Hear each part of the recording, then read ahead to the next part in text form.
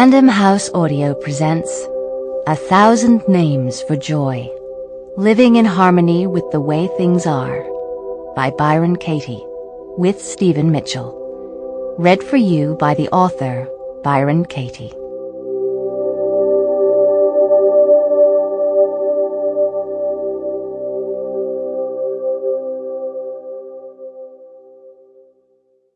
Hello, this is Stephen Mitchell. When Byron Katie uses the word inquiry in this audiobook, she specifically means the work, the simple yet powerful method of opening the mind that she discovered in 1986. The work shows us how to identify and question the stressful thoughts that cause all the suffering in the world. It consists of 4 questions and what she calls a turnaround, which is a way of experiencing the opposite of what you believe. The questions are: 1. Is it true? 2. Can you absolutely know that it's true? 3. How do you react when you believe that thought? 4. Who would you be without the thought? You can find detailed instructions on how to do the work on Katie's website, thework.com.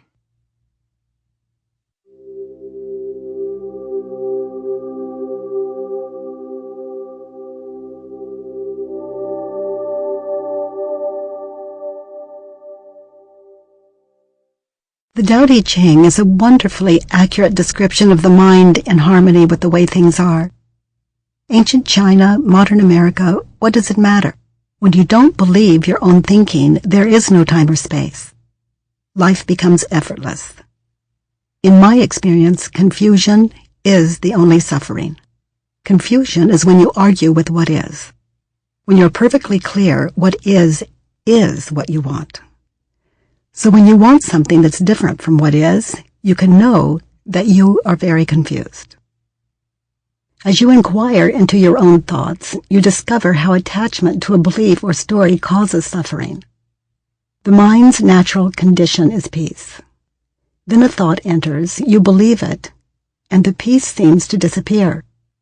You notice the feeling of stress in the moment, and the feeling lets you know that you are opposing what is by believing the thought. It tells you that you are at war with reality.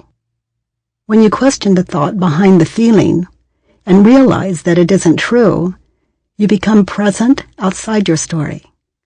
Then the story falls away in the light of awareness, and only the awareness of what really is remains. Peace is who you are without a story until the next stressful story appears. Eventually, inquiry becomes alive in you as the natural, wordless response of awareness to the thoughts that arise. When the Tao Te Ching talks about the master, it is describing someone with a peaceful mind, a lover of what is. In this audiobook, I use the term master because it's in the Tao Te Ching, and I use the pronoun she because all I can talk about is my own experience. But master or teacher is not a word I normally use. It implies that we all don't teach equally. And that's not true.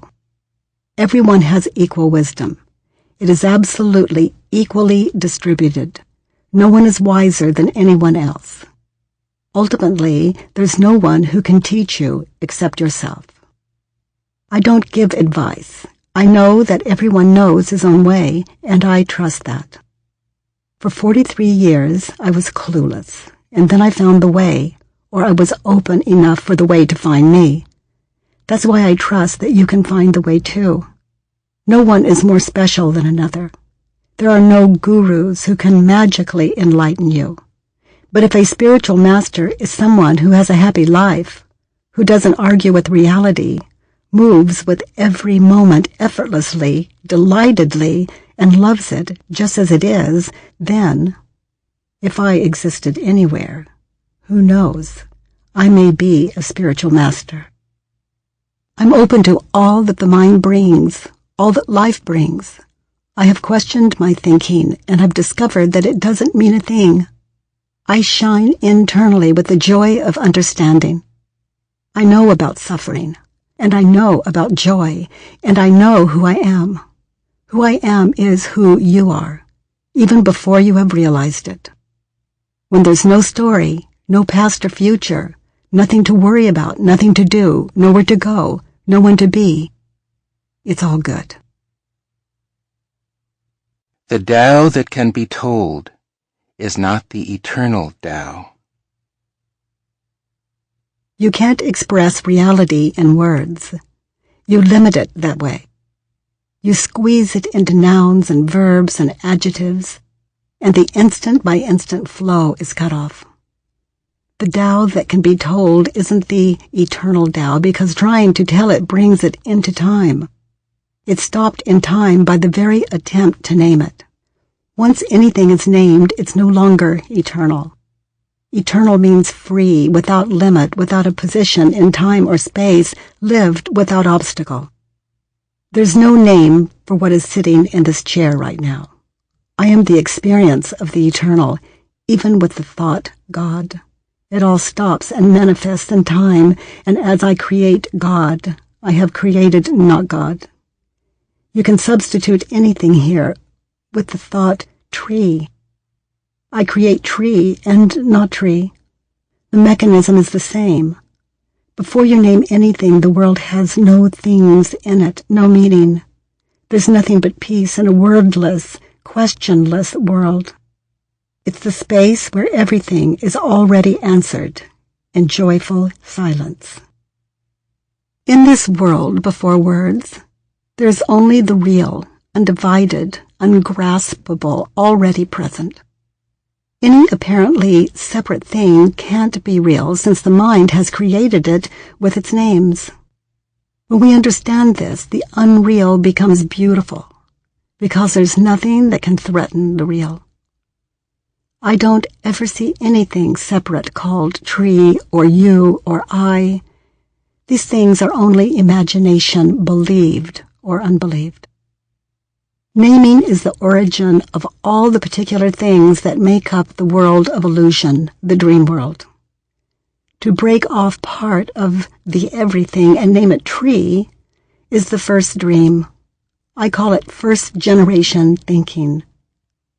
Then thought begets thought, and we have tall tree, beautiful tree, tree that I want to sit under, tree that would make good furniture, tree that I need to save. And the dream goes on and on. It takes a child just a moment to fall into the dream world. The dream of a world when she first connects word with thing. And it takes you just a moment to question it, to break the spell and be grateful for the Tao of everything. Tree, no tree, world, no world.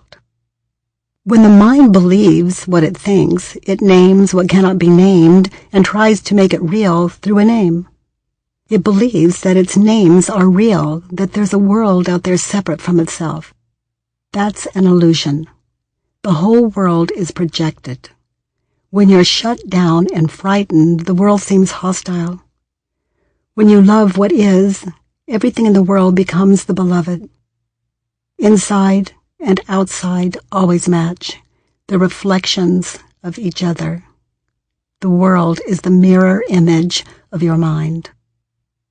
Not believing your own thoughts, you're free from the primal desire, the thought that reality should be different than it is. You realize the wordless, the unthinkable. You understand that any mystery is only what you yourself have created. In fact, there's no mystery. Everything is as clear as day. It's simple because there really isn't anything. There's only the story appearing now, and not even that. In the end, mystery is equal to manifestations. You are just looking from a new perspective. The world is an optical illusion. It's just you crazed and miserable, or you delighted and at peace. In the end, desire is equal to free from desire. Desire is a gift. It's about noticing. Everything happens for you. Sample complete. Ready to continue?